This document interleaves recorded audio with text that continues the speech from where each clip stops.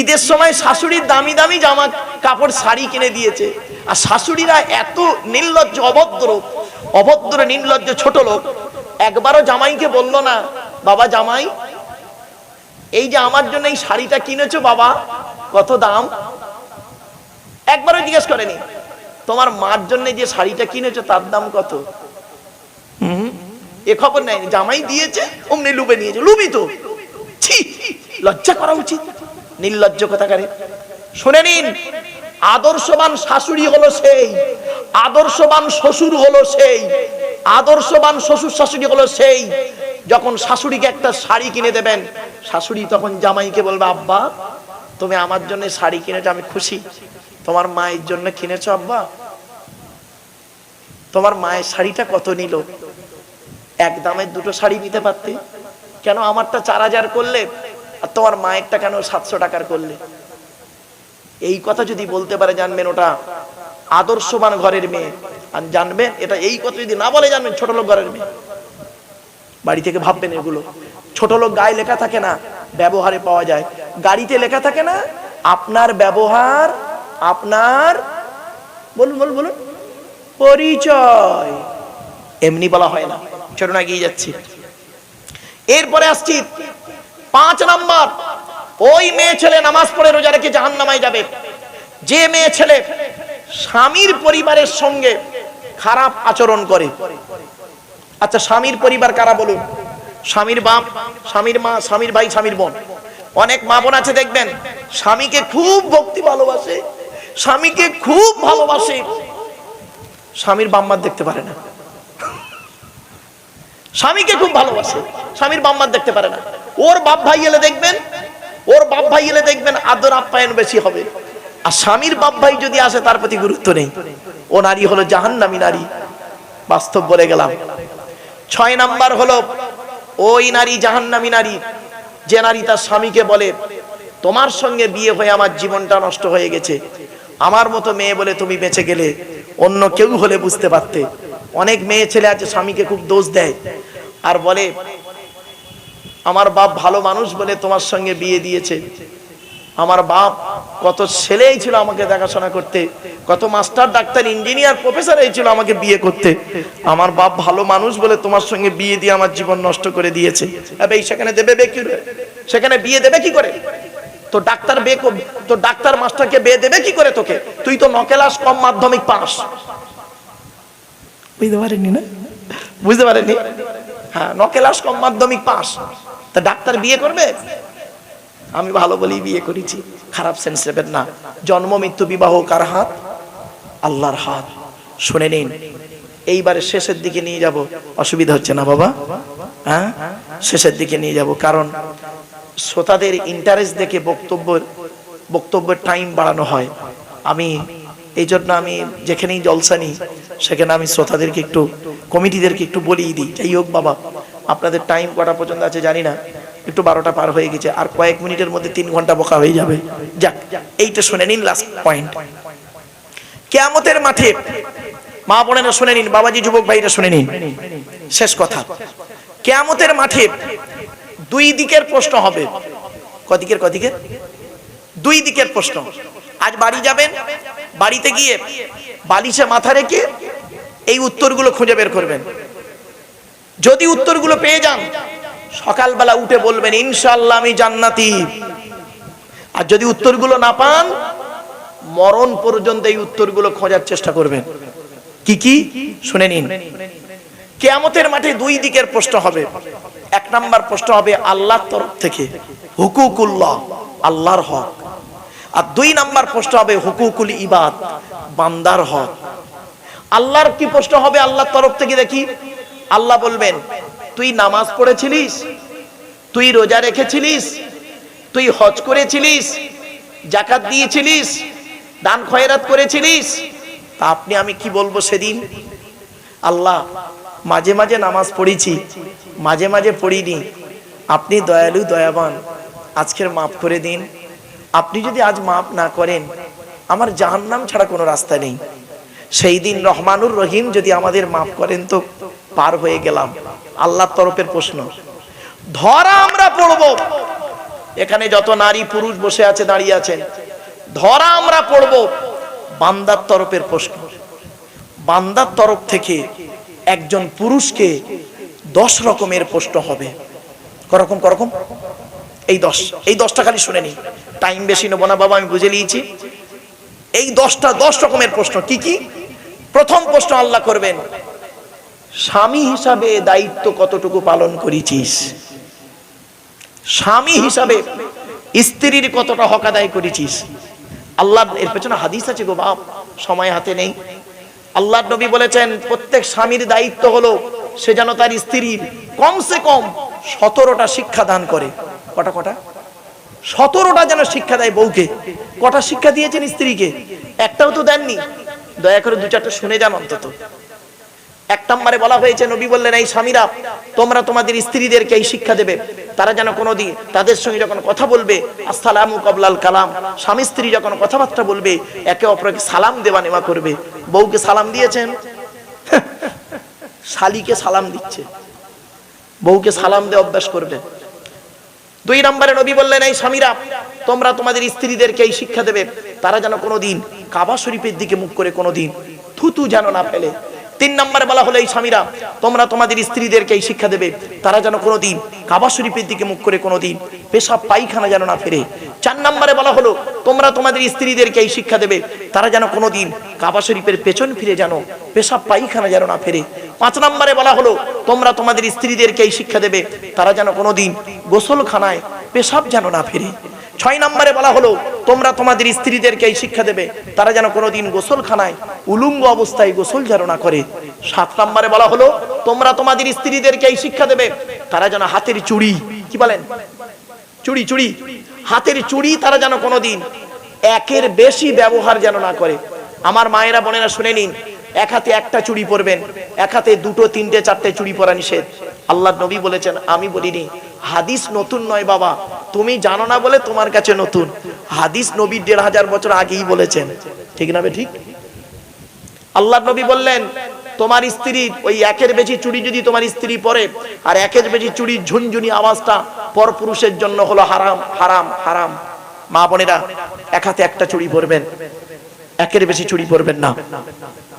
এরপরে নবীজি বললেন, এই স্বামীরা তোমরা তোমাদের স্ত্রীদেরকে এই শিক্ষা দেবে, তারা যেন কোনোদিন মাথার বালিশ, কি বলেন, মাথার বালিশ তারা যেন কোনোদিন একের বেশি ব্যবহার না করে। মানে স্ত্রী একটা বালিশ, স্বামী একটা বালিশ, আলাদা আলাদা বালিশে কোনোদিন ঘুমাবেন না। আল্লাহর নবী বলেছেন, স্বামী স্ত্রী যখন ঘুমাবে একটি মাত্র লম্বা বালিশে দুজনে মাথা রেখে ঘুমাবে। স্বামী স্ত্রী এক বালিশে মাথা রেখে ঘুমালে আল্লাহর রহমত, মহব্বত, ভালোবাসা আল্লাহ বাড়িয়ে দেবে। কোথায় আছেন আপনি? আপনি আপনার মেয়েকে বিয়ে দিয়েছেন, আর নবীজি তার মেয়েকে বিয়ে দিয়েছেন। চলুন দেখি, আপনি আপনার মেয়েকে যখন বিবাহ দিয়েছেন কি কি দিয়েছেন আর কি বলে শ্বশুর বাড়ি পাঠিয়েছেন, আর নবীজি তার মেয়ে ফতেমাকে বিয়ে দিয়েছেন কি কি বলেছিলেন আর কি কি দিয়েছিলেন, একটু শুনে নিন দয়া করে। নবীজি আপনি আপনার মেয়েকে যখন বিয়ে দিয়েছেন কি দিয়েছেন? খাট, গদি, ড্রেসিং টেবিল, আলমারি, খাটের সঙ্গে 2টো ছোট ছোট মাথার বালিশ আর বিশাল বড় একটা ঠ্যাং বালিশ, এই দিয়েছেন। আর কি বলেছেন মেয়েটাকে? মেয়েটা যখন বরের গাড়িতে উঠছিল সন্ধ্যেবেলা মেয়েটা যখন বরের গাড়িতে উঠছে, মেয়েটা তখন করলো কি? মায়ের গলা জড়িয়ে কেঁদেছে, ভাইয়ের গলা জড়িয়ে, বোনের গলা জড়িয়ে কেঁদেছে, অবশেষে বাপের গলা জড়িয়ে কাঁদছে। বাপ কি বলে সান্ত্বনা দিয়েছে শুনবেন? কাঁদিসনি মা, কাঁদিসনি, আমরা কাল সকাল সকাল যাচ্ছি। তুই সকালবেলা গিয়ে কি করবি? তুই তো গিলে চলে আসবি। আর নবীজি কি বললেন? নবীজি কি বলেছেন শুনে নিন। নবীজির বেটি ফতেমা, মা ফতেমা যেদিন স্বামীর বাড়ি যাচ্ছেন, হযরত আলীর বাড়ি যাচ্ছেন, মা বলেন না শুনে নিন, নবীজির বেটি ফতেমা যেদিন স্বামীর বাড়ি যাচ্ছেন, আলীর বাড়ি যাচ্ছেন, হযরত আলী রাদিয়াল্লাহু তাআলা আনহুর বাড়ি যাচ্ছেন, সেদিন মা ফতেমা নবীকে বলছেন, আব্বা জান আজ মা বেঁচে নেই, খাদিজা তো মরে গেছে, মা বেঁচে নেই, আপনিই বাপ, আপনিই মা, আমি আজকে স্বামীর বাড়ি যাচ্ছি আব্বা। তখন নবীজি কি দিয়েছিল জানেন? শুনে নিন। 2টো জামা দিয়েছিলেন, একটা খেজুর পাতার চাটাই দিয়েছিলেন, একটা পানির কলসি দিয়েছিলেন, একটা কম্বল দিয়েছিলেন, একটা জাঁতা দিয়েছিলেন, আর একটি মাত্র চামড়ার বালিশ দিয়েছিলেন নবীজি। আর কি বলেছিলেন? আপনি কি বলে পাঠিয়েছেন মেয়েকে? কাঁদিসনি মা, কাঁদিসনি, আমরা কাল সকাল সকাল যাচ্ছি। আর নবীজি কি বলেছেন শুনলে চমকে যাবেন, আজকে শুনে নিন। নবীজি ফতেমাকে বলেছিলেন, ফতেমা, ফতেমা, আলীকে দ্বিতীয়বার ডাকতে যেন না হয়। সুবহানাল্লাহ বলা গেল না? তার মানে এক ডাকে সাড়া দেবে, এক ডাকে সাড়া দেবে। আলীকে দ্বিতীয়বার ডাকতে যেন না হয়, মানে এক ডাকে সাড়া দেবে। তো মা ফতেমা যতদিন বেঁচে ছিলেন হযরতে আলী রাদিয়াল্লাহু তাআলা আনহুর এক ডাকে সাড়া দিতেন। একদিনের একটা ছোট্ট ঘটনা, 1 মিনিটও লাগবে না, শোনেন। আল্লাহর নবীর দরবার থেকে হযরত আলী বাড়ি গেছেন, রাত হয়ে গেছে, অনেক রাত হয়ে গেছে। হযরত আলী রাদিয়াল্লাহু তাআলা আনহু মনে মনে ভাবছেন, ছি ছি ছি, এত রাত হয়ে গেল, হাসান হোসাইন ফতেমা কি না মনে করছে। বাড়ি গিয়ে আর দরজার যে বালা থাকে না, বালা, দরজার বালাটা একটু আস্তে করে নাড়া দিয়ে আস্তে করে ডেকেছে, ফতেমা। একবার ডেকেছে ফতেমা, সঙ্গে সঙ্গে মা ফতেমা লাব্বাইক বলে দরজা খুলে দিয়েছে। তখন হযরত আলী রাদিয়াল্লাহু তাআলা আনহু বলছেন, ফতেমা, আমার জন্য তোমাকে জেগে বসে থাকতে হবে না, হাসান হোসাইনকে খাইয়ে তুমিও খাওয়া দাওয়া করে ঘুমিয়ে পড়বে। আমি নবীজির দরবার থেকে যখন আসবো, এসে খাওয়া দাওয়া করে ঘুমিয়ে পড়বো। মা ফতেমা সেদিন কি বলেছিলেন শুনে নিন, বেড়া চাপার মানুষেরা শুনে নিন বাবারা। মা ফতেমা সেদিন বলেছিলেন, এটা হলো আমার মায়ের স্বভাব, বাপের অর্ডার। মায়ের স্বভাব, বাপের অর্ডার।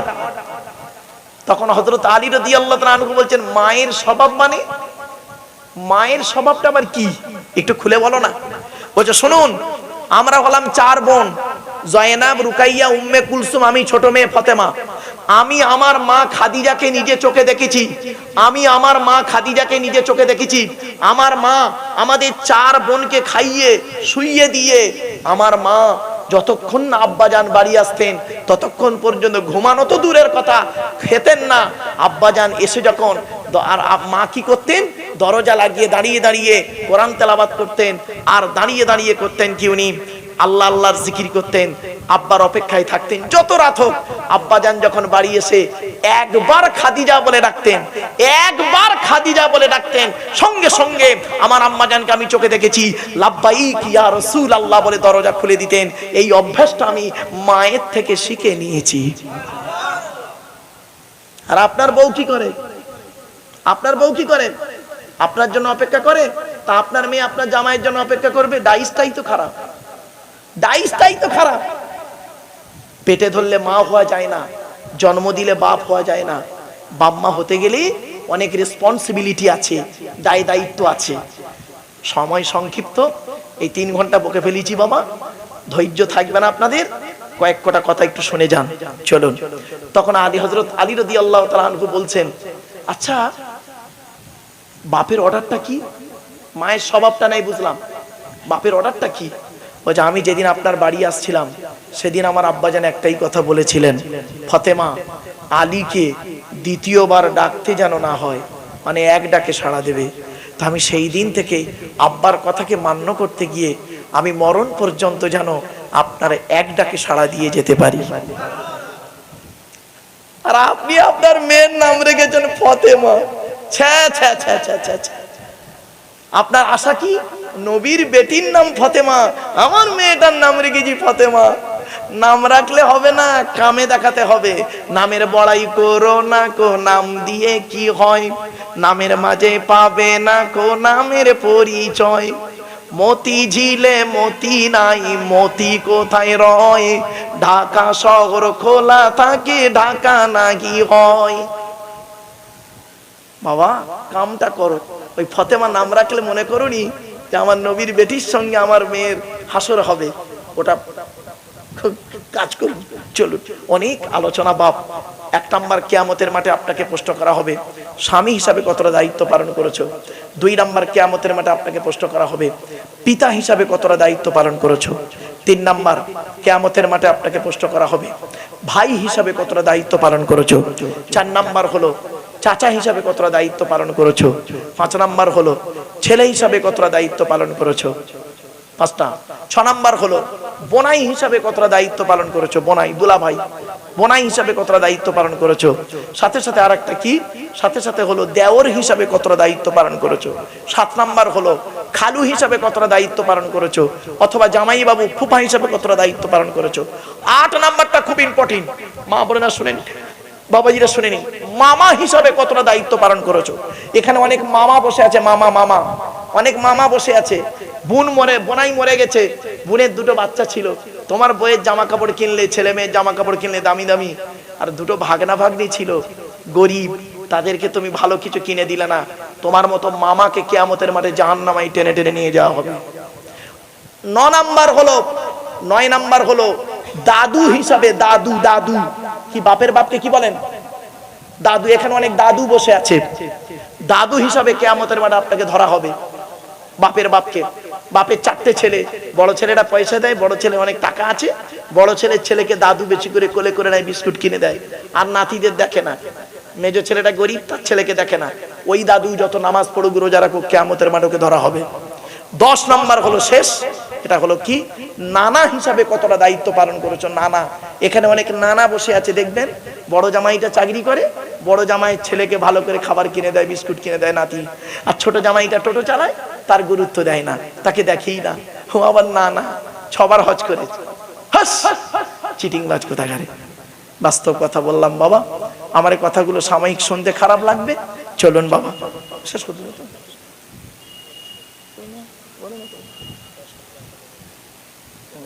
কি কালেকশন বলবো তো, কাদেরটা কোথায়?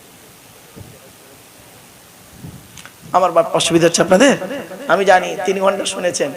আসলে না, একটা বক্তার ওয়াজ 3 ঘন্টা, আমি আমার জীবনে বহু টাইম ধরে ওয়াজ করি, আর যেখানেই যাই আমি বলে দিই যে বাবা, আমি আজ বলেছিলাম না বক্তব্য শুরুতেই যে বাবা আপনাদের হাতে 2.5-3 ঘন্টা সময় হবে। এখন তো বক্তারা 1-1.5 ঘন্টা বকার পরই ছেড়ে দিয়ে পালায়, 2 ঘন্টা হয়ে গেলেই কাটায়। আমি বাপ জীবনে এটা করিনি, 2টো কাজ করিনি, আল্লাহ করায়নি, মরণ পর্যন্ত না করায়। 1 নাম্বার, আমি জীবনে কোনোদিন, এই 31 বছর জলসা জীবনে কোনোদিন বাবা বেওযুতে ওয়াজ করিনি, এটা আমার মায়ের আদেশ ছিল। আমি জীবনে কোনোদিন বেওযুতে ওয়াজ করিনি আজও পর্যন্ত। আর 2 নাম্বার, আমি টাইম ধরে ওয়াজ করিনি। কেন জানেন? আমার মায়ের আদেশ। আমি আমার মাকে, আমার মা বলেছিলেন, আমার আম্মাজান আল্লাহর নবী আবু বকর, ওমর, উসমান, আয়েশা, খাদিজা, ফাতেমার সঙ্গে বহুবার আল্লাহ তার স্বপ্নে দিদার হয়েছে তার। তো আমার আম্মা আমাকে বলেছিলেন, আব্বা এ টাইম ধরে তুমি ওয়াজ করো না। বললাম কেন মা? সময়ের তো দাম আছে। বলে ওটা বান্দার সঙ্গে সময়ের দাম, আল্লাহর সঙ্গে নয়। আমি সে কিরকম? বলছি দেখো, তোমাকে কমিটি টাইম দিল 10টা থেকে 12টা, জাস্ট আমাকে বলছে, আমার প্রথম শিক্ষিকা আমার মা। তো আমার মা বলছে যে আব্বা তোমাকে ধরো জলসা কমিটি টাইম দিল 10টা থেকে 12টা, তুমি টাইম ধরে 10টা থেকে 12টার মধ্যে কোরআন হাদিসের একদম ফুলঝুরি করে দিলে। কোরআন হাদিস প্রচুর বলেছো, সব ফুলঝুরি, মানে এত পরিমাণ কোরআন হাদিস বলেছো। ওই 2 ঘন্টার মধ্যে একটা লোকই হেদায়েত হয়নি, একটা লোক হয়নি, মাথার উপর দিয়ে চলে গেছে, বুঝতেই পারেনি।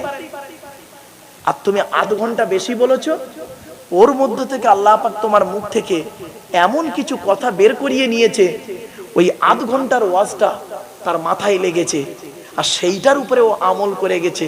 কিয়ামতের মাঠে ওর ওসিলায় জান্নাত পাবে। আমার বাপেরা, এই জন্য আমি টাইম ধরে এ করি না। যাই হোক, দেখতে দেখতে 3 ঘন্টা বকে ফেলেছি আপনাদের কাছে, আমার কোনো বোরিং নেই বাপ। চলুন, তা আপনাদেরকে মোনাজাত তো হবে, আখেরি মোনাজাত হবে বাবা, কবরে শুতে হবে সকলকে। শেষ কথা বলি, শেষ করে দিচ্ছি। কমিটির তরফ থেকে একটা আবেদন এসেছে বাপ, 5 মিনিট, বেশি নয়। আপনাদেরকে 3 ঘন্টা আলোচনা শুনেছেন, এরা যদি আগে আমাকে ইঙ্গিত দিত না, তাহলে আমি ওয়াজের লাইনটা ঠিক ওই দিকে করাতাম। যাই হোক, ছোট্ট একটা কথা আপনাদের বলি, শেষ কথা। একজন খাঁটি মোমেনকে চিনতে গেলে 5টা গুণ আছে। কটা? জোরে বলুন। 5টা গুণ। আমার মা বোনরা শুনেনি, আপনি যে একজন মোমেন, আপনাকে চিনবো কি দেখে? কোরআন বলছে মোমেনকে চিনবে কি দেখে? 5টা গুণ আছে।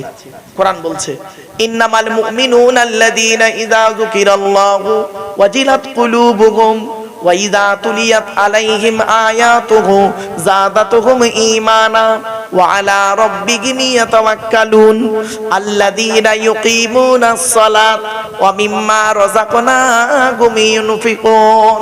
এরপরে আল্লাহ নিজেই সার্টিফিকেট দিচ্ছে, উলাইকা হুমুল মুমিনুনা হাক্কান লাহুম দারাজাতুন ইনদা রাব্বিহিম ওয়া মাগফিরাতুন ওয়া রিজকুন কারীম। এই আয়াতটা কোথায় আছে? 9 নম্বর পারা 16 নম্বর পৃষ্ঠা 2 নম্বর লাইন সূরার নাম সূরা আনফালে 2-3 নম্বর আয়াত। বাংলা মানেটা কি? আল্লাহ বলছেন মুমিনকে চিনবে কি দেখে? 1 নাম্বার, মুমিনের সামনে যখন আল্লাহর গজবের আলোচনা করা হবে, মুমিনের অন্তরটা চোখ মুখটা ছলছল করবে, আল্লাহর ভয়ে, আল্লাহর আযাবের ভয়ে অন্তরটা কাঁপতে থাকবে। একটা উদাহরণ দিই, শোনেন, ছোট্ট উদাহরণ দিচ্ছি। আল্লাহর নবী 621 খ্রিস্টাব্দে রজব মাসে 27 তারিখে নবী আল্লাহর সঙ্গে দিদার করতে গিয়েছিল শবে মেরাজ। নাম শুনেছেন? হ্যাঁ, তো নবীজি জান্নাত জাহান্নাম দেখে, আল্লাহ জান্নাত জাহান্নাম নবীকে দেখালো।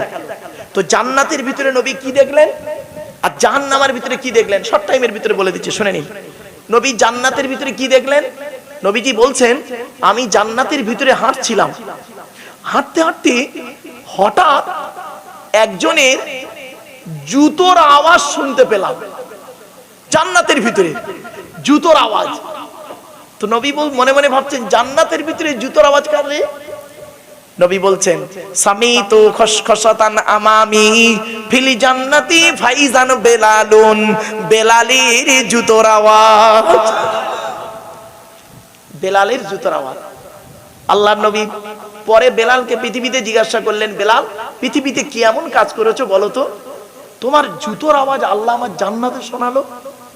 বেলাল হাউ হাউ করে কাঁদছে, যে ইয়া রাসূলুল্লাহ আমি তেমন কিছু করতে পারি না, আমার বাড়িতে এখানে নয়, হাবশি দেশে বাড়ি, হাবশি দেশে বাড়ি, উমাইয়া বিন খলফের গোলাম ছিলাম, অত্যাধিক মারতো আমাকে, আপনার সাহাবী আবু বকর আমাকে কিনে আজাদ করে দিয়েছে, আমার কিছুই নেই, আমার এখানে কেউ নেই, তা কি করব, আমি ইসলামের জন্য কিছুই করতে পারিনি, তবে দুটো কাজ করি। কটা কটা কটা আমার মা বোনরা শুনে নিন, বাবাজিরা শুনে নিন, আমি দুটো কাজ করি। কি বলো বেলাল? 1 নাম্বার, ইয়া রাসূলুল্লাহ আমি নাপাক অবস্থায় বেশিক্ষণ থাকি না। কি কি কি? নাপাক অবস্থায় বেশিক্ষণ থাকি না। বাবারা শুনে নিন, মা বোনেরা শুনে নিন, খবরদার। অনেক ব্যক্তি আছে দেখবেন, স্বামী স্ত্রী রাত 12টার সময় নাপাক হয়েছে, সকাল সকাল গোসল না করে তারা করে কি, পরের দিন বেলা 12টার সময় বাজার ঘাট ঘুরে এসে গোসল করছে নাপাক দেহ নিয়ে। খবরদার করবেন না। হযরতে বেলাল বলছেন, ইয়া রাসূলুল্লাহ আমি যখন নাপাক হয়ে যাই, সঙ্গে সঙ্গে ওযু গোসল তায়াম্মুম যেটা প্রয়োজন আমি সেটা নাপাক থেকে পাক হয়ে যাই। 1 নাম্বার। বলে কেন করো এত তাড়াতাড়ি? বলছে ওই অবস্থায় যদি আমি নাপাক অবস্থায় যদি মরে যাই আল্লাহর দরবারে আমি নাপাক দেহটাকে নিয়ে কি করে দাঁড়াবো? ভয় কারে বলে বুঝতে পারছেন এবার? এরপরে কি করো? বলছে আমি মসজিদে নববীতে ঢুকে 2 রাকাত তাহিয়াতুল ওযুর নামাজ আদায় করি। এটা জান্নাতে দেখলেন। এবার জাহান্নামে কি দেখলেন? সংক্ষেপে বলে দিচ্ছি, বেশি টাইম নেই হাতে। জাহান্নামের গেটটা খোলা হয়েছে। জাহান্নাম, মা বোনেরা শুনে নিন, জাহান্নামের গেটটা খোলা হয়েছে। জাহান্নামের গেটে নবীজি দেখছেন যুবক আর যুবতীদের, এই যুবক ছেলেরা শুনে নাও, যুবক আর যুবতীদের লজ্জাস্থান থেকে পুঁজ আর রক্ত বেরোচ্ছে, লজ্জাস্থান থেকে পুঁজ আর রক্ত বেরোচ্ছে, আর তারা খুব চিৎকার করছে। আল্লাহর নবী তাদের কষ্ট দেখতে পেয়ে জিবরাইলকে বললেন, মান হাউলাগি ইয়া কি জিবরাইল, ও ভাই জিবরাইল এরা কারা? জিবরাইল বলছেন, আযুনাত, এরা হলো ব্যভিচারকারী নারী আর পুরুষ, পৃথিবীতে জেনা করে করে বেড়াতো, জেনা করে করে বেড়াতো। আচ্ছা বাপেরা বলুন তো দেখি, এই ঘটনাটা শোনার পরে আপনাদের কি ধারণা হচ্ছে বলুন? আপনি যদি সত্যিকারের মোমেন হন, সত্যিকারের যদি মোমেন হন, এই ঘটনাটা শোনার পরেই আপনার বুকের মধ্যে একটা ধাক্কা লাগবে। কিরকম ধাক্কা লাগবে শুনবেন? কিরকম ধাক্কা? ইস, আমার বয়সটা এখন 60 বছর, দাড়িটা পেকে গেছে, 6 বার হজ করেছি, কিন্তু আমার বয়স যখন 20 বছর ছিল, এই গ্রামের কটা মেয়ের যে নষ্ট করেছি তা ঠিক নেই।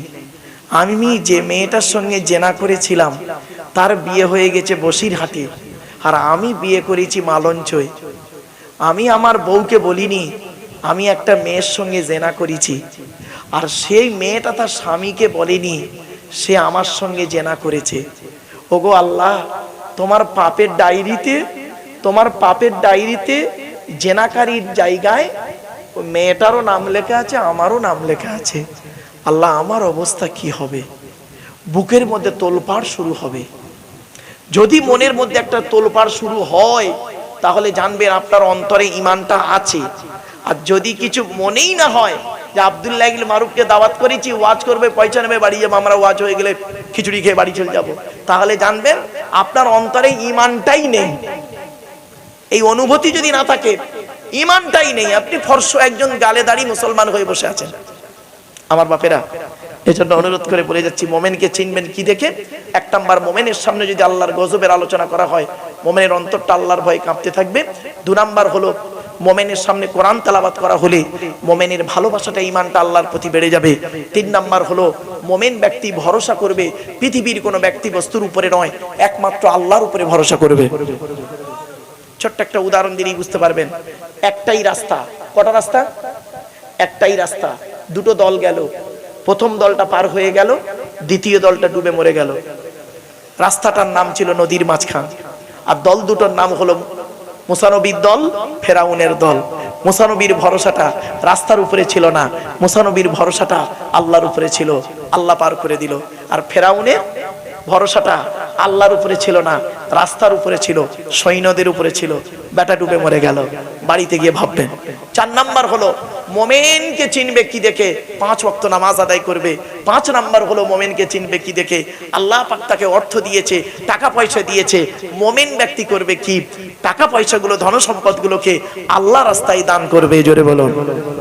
বাপের নামে দান করবে, মায়ের নামে দান করবে, স্ত্রীর নামে দান করবে, ছেলে মেয়ের নামে দান করবে, স্বামীর নামে দান করবে, আত্মীয়দের নামে দান করবে। এজন্য আপনাদেরকে বলি বাবা, আগামী বছর জলসার জন্য একজন ব্যক্তি কি আছে আল্লাহর রাস্তায় দেবেন, বেশি নয়, বেশি চাইনি আপনাদের কাছে। 1 বস্তা চাল, 1 বস্তা চাল দেবে বাপের নামে, মায়ের নামে। একটু দয়া করে দেবেন, এখনই মোনাজাত করে দেবো বাপ। যাই হোক, কি খবর? শেষ করে দেবো? হ্যাঁ, হবে না? এই বলছে ও ভাই, এই সব ছেলেগুলো এমন।